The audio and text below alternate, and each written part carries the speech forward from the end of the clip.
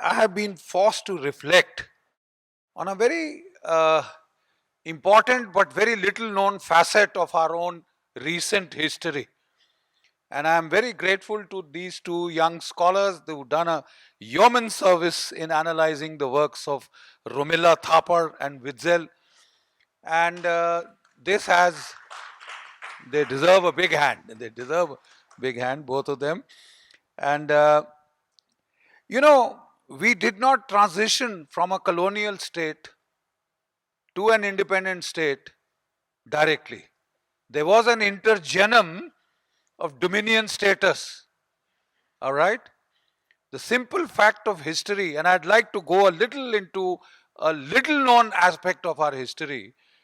You got free in 1947 only and only because the INA and Subhash Bose had completely subverted the loyalties of 25 lakh British Indian Army. Period. And if you want to substantiate that, just take a look at the Transfer of Power archives.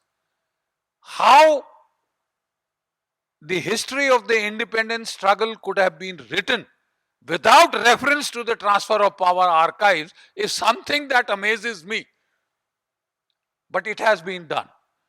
You know, so the truth is that INA and Netaji got you freedom, but power was handed over to an Anglophile elite led by Nehru. And he appoints the first Governor General, Lord Louis Mountbatten. You know, after 200 years, you gain independence. I thought we would be very keen to boot the British out. Get the hell away from us. Leave us in peace. But no, we had, Lord Louis Mountbatten anointed as the first Governor General. And as I keep saying, Pakistan had the decency to appoint Jinnah as their first Governor General, right?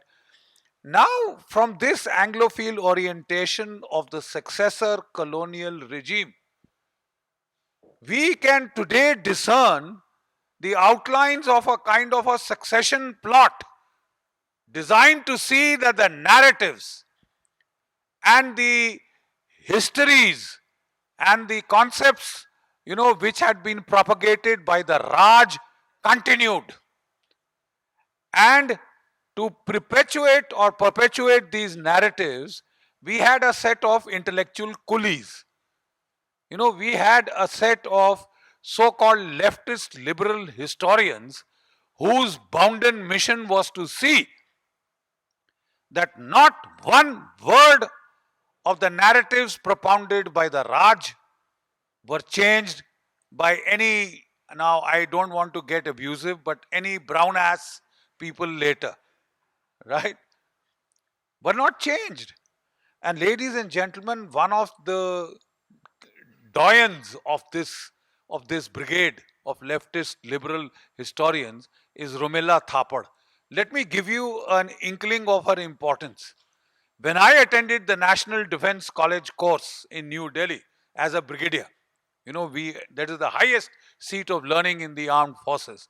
One of the premier lectures used to be by Romila Thapar on the issue of caste. It was her duty to inculcate into the Indian senior military and a lot of police officers, intelligence officers, DRDO, many other allied organizations come there and attend that 1 year long course. To sort of mold their minds into a narrative.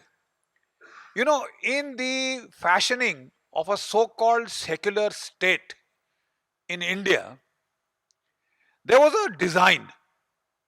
And behind one of the architect queens of this design is this Romila Thapar lady, right? And two anchor premises that she took from the British era or the colonial dispensation was one, that there was never ever a state called India. It was a gift of the British Empire. They united you. They got you together. And, there is that imperial justice theory, which the British used to justify their rule in India. What was this imperial justice theory? The imperial justice theory said the Indians are such a fractious, squabbling, fighting lot amongst themselves, a cauldron of races, castes, creeds, languages, ethnicities, that they can never, rule themselves. They can never operate freely. Any Indian who's selected will never be able to rise above his caste loyalties, sub identities, to be able to have a pan India view, and therefore India needs foreign rule if there is to be the rule of law and justice. And the Mughals gave it to us first, and then the British came onto the scene to gift us, nationhood, etc. This kind of arrant nonsense. And then she went on, one of the prime, and I think it is a very nefarious role. I'm sorry. It is an extremely nefarious role to construct a so-called secular state in India. One of the primary planks was in a democratic dispensation, 80% of the country are Hindus. If you splinter them into a multiplicity of castes and creeds, then they lose their demographic relevance. They can never elect a government, which is, let us say, pro-Hindu in ethos. They will never be able to do that. And this is actually what was done. The British use caste as the primary fault line. Risley is the architect of the caste fault lines in India. Because after 1857, the British were shaken. How could this disparate country of these competing cauldron of castes, creeds, races, etc. come together to, launch a nationwide revolt against us? So they said, we'll see that it never happens again. So identify every fault line in the Indian body politic and make sure that you widen those cleavages. Right? And we have that taunt by Churchill. To talk of India as the basis of a nation state is as ridiculous as saying that the equator can be the basis of a nation state. The Madrasi, the Punjabi, the Tamil, the Maratha, the Assamese, what have they in common with one another? Nothing. We united them. You see, these are the narratives that a set of Indian intellectual coolies, as I think Rajiv very rightly calls them, I mean, it is disgraceful. And this breed was specifically created by the British, by Macaulay. Let me read out to you, what this did to us. He says, this British system of education, they severed the Indian educated classes from their cultural roots and reducing them to little more than mindless mimics of Western fashions and mores. There was a want of pride and want of faith in their own traditional culture and as the part of the upper classes of India. This sense of constitutional inferiority that seemed to have possessed the Indian. This is Benfield Havel, a Britisher writing on what he saw of the Indian intellectuals that had been created in the colonial period. So Romila Thapar et al. Are all inheritors of that Macaulay tradition which created clerks for the empire. Clerks for the empire. Mental coolies for the empire. And one of their tasks was to see that none of the British narratives were changed. So the concept of imperial justice was incorporated into the Indian constitution by calling it social justice. More than liberty, fraternity, equality. In a democratic constitution, our preamble begins with to give to ourselves justice, social. It is an echo hangover of imperial justice. Right? This was the job of Romila Thapar, which she did to excellence. She propounded the theory that there was no nation called India. There was never ever a nation called India. And I would like to remind her that every time any Hindu family sits down for any ritual, you start with an invocation of, of Jambu Dvipe, Bharat Khande. It is ages old, this affirmation. And she says, well, there was no nation state called India. There is no religion called Hinduism. Please, that is the next part of it. Because a secular state of the kind that they desired, our view of secularism is that sarva dharma samabhava. All religions are equal. We give no preference to any particular religion. There is no state religion in India. But here was that for India to be secular, Hinduism has to be destroyed as a religion. We have to come to the first, anchor premise that there was no country called India. Thanks to the British. Loyalty to the Raj has continued for 75 years after independence because of a series of intellectual coolies like Romila Thapar. Now, this lady has magisterial, airs. We were conducting a seminar in the Vivekananda International Foundation. That whole seminar was conceived and led by the late Dr. B.B. Lal, the doyen of Indian archaeology. And he said, issue invitations to these people. So we told him, sir, inko kyun bula? He said, no. Issue invitations. We want them to come and discuss and debate. They refused. It is beneath our dignity to discuss with right-wing, hawks or this or that or whatever you would like to call it. The same thing, Rajiv Malhotra ji challenged her to a debate. Let's come and discuss. That is the academic methodology. Peer review. What you are writing must be peer reviewed by your fellow travelers in the academic field. But you refuse to discuss. You refuse to debate.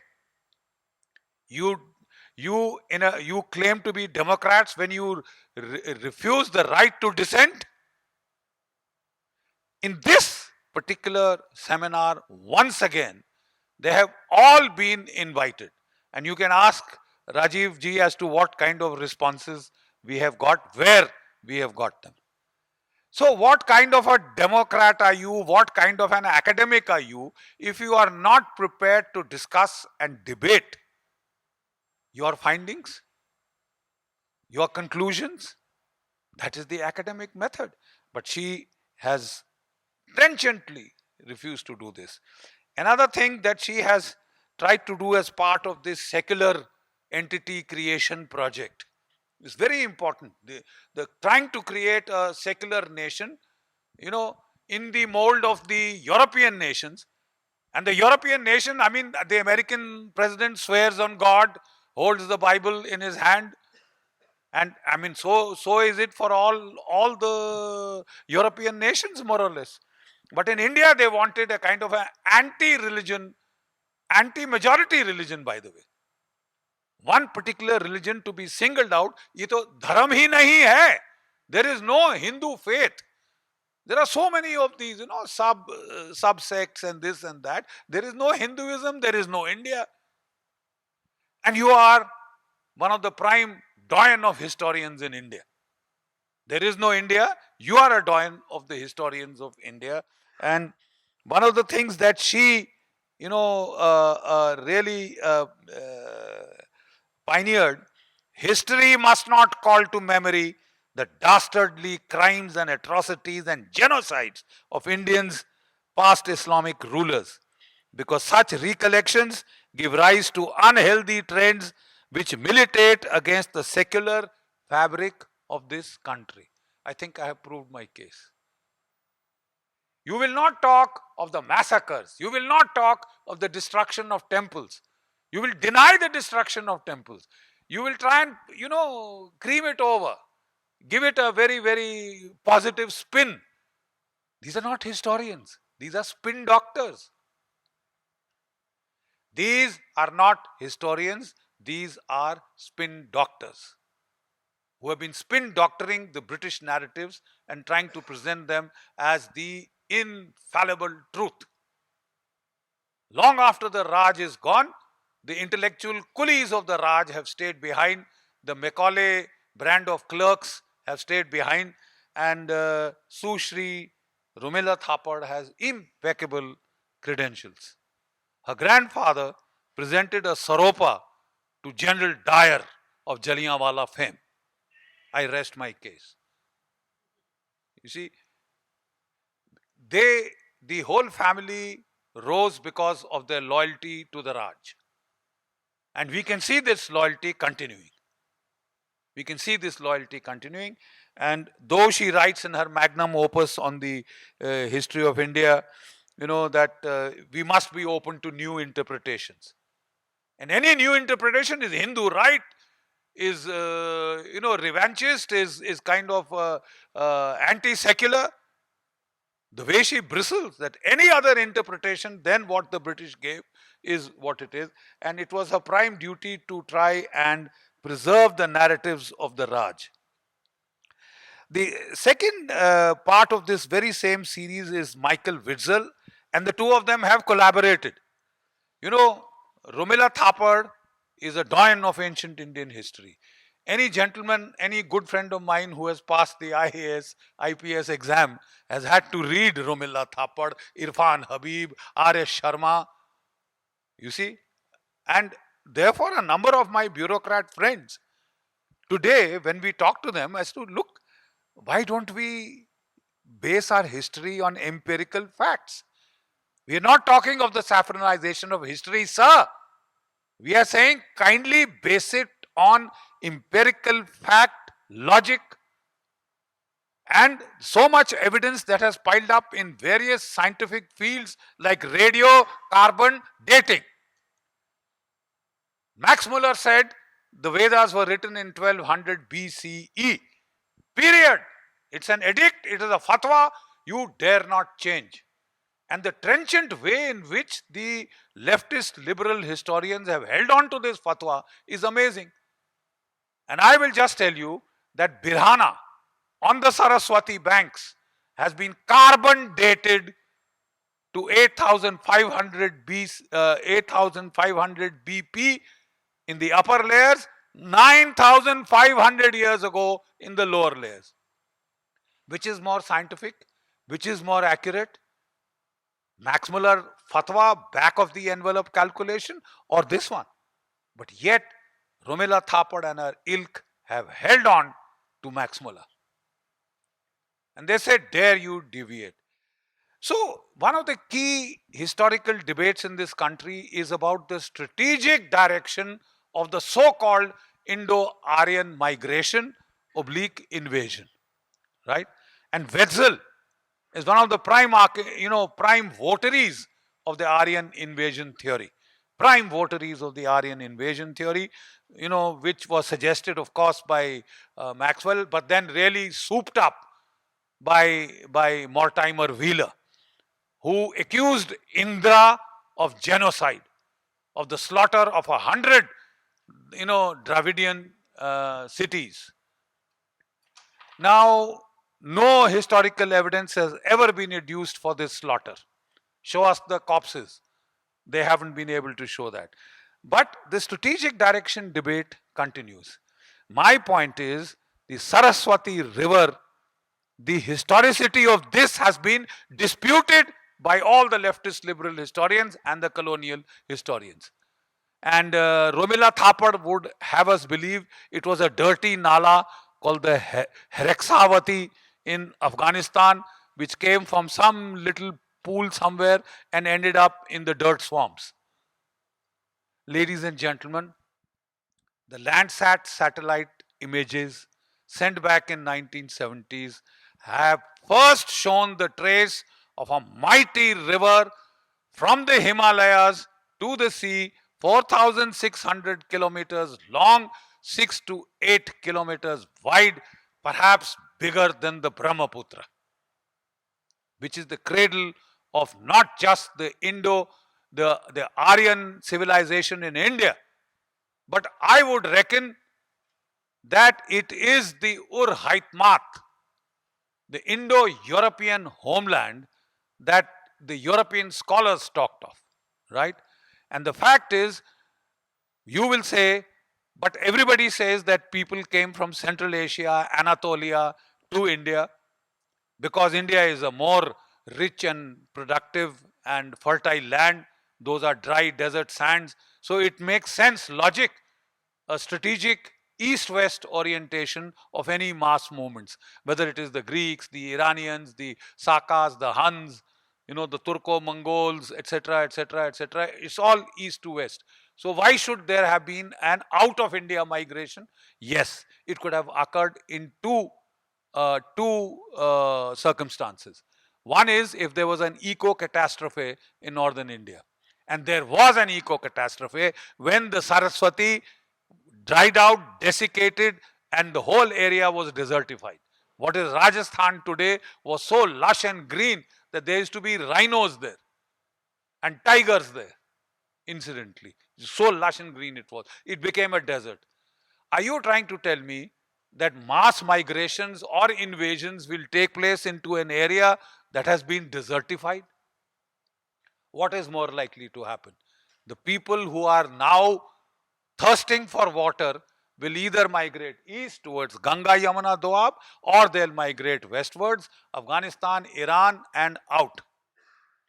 And more evidence is piling up, and Kalyan Raman, there could be nobody better than him to talk on this, that the migration is out of India. Wetzel, connived to see that Bodhayan Shrauta Sutra on the movement of Amavasu. Amavasu moved west is what the verse says. And it has been mistranslated and quoted by Romila Thapar courtesy Wetzel, because she had to cite a western source, right? That Amavasu moved east, and the second interpretation is he didn't move at all. He stayed where he was in Parshu, that is Persia, and in Gandhar, that is Afghanistan, and beyond. Whereas the actual verse says he moved west. He moved west. And Mount Ararat is perhaps named after Amavasu. And let me just give you another thing. The so-called, fixation of Wetzel with everything came from Iran. What we have come to, and we can present in my latest book, you can have a look at that, Beyond the Aryan Invasion Theory. The simple fact is that the Dasas are the Dahas of Iran. Daha means common peasant in Iran, right? And it is said that they were once together in the Aryan homeland, in the Saraswati. There was an ideological dispute about the nature of how to worship the fire. The Angiras rishis did the Havan by pouring oblations into the fire, Homa into the fire. They said anything into the fire pollutes the fire. Because of this ideological conflict, there was a physical conflict. And then the Dasharajan war, the Dwadash Rajan war, all that takes place. Dwadash is earlier. And the Iranians are pushed out into Iran with the Dwadash Rajan war. King Divodas attacks 100 fort cities in the Arjikia region, which is the lower foothills of the Himalayas, right? And the Iranians are pushed out because the Arjikia is the Soma growing area, which is the prize Homa. The Iranians can't pronounce the S, so they pronounce it as H. Soma becomes Homa. Sapta Sindhu becomes Hapta Hindu, right? So they were pushed out. And they tried to come back with the Dasharajan war when Sudas was ruling the Saraswati tract, the Middle Kingdom. A lot of similarities, echoes with China. China also had a Middle Kingdom, right? And they had 6 warring states.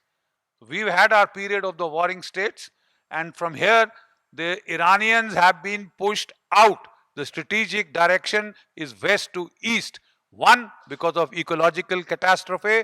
2, because of wars. The Dwadash Rajan war followed by the Dasharajan war, right? So a whole lot of the crap that has been perpetuated by Romila Thapar and Michael Witzel doesn't stand scrutiny when put to the test of empirical facts, right? I would also like to point out that there is no nation called India, right? This is one of the greatest, disservices done to India by any citizen of India. You know, there is the key characteristics of a nation states are temporal depth and persistence over time. And if there is any one single country that has this persistence over time, from the times of the Indus Saraswati civilization down till today, it is India. Right? You have terracotta figurines of women with bindi on the center of their foreheads, vermilion in the partings of their hair. You see it today. They have bangles up to their upper arms. You see it today in Gujarat and Rajasthan especially. There are figurines in the postures of yoga. You see yoga today, right? There are figurines in the postures of meditation.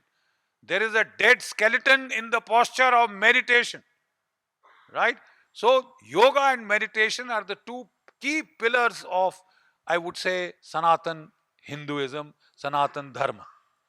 They have been there from Birhana onwards, 8,000, 9,000 years from today, right down till the present. So you have continuity over time and you have the temporal depth.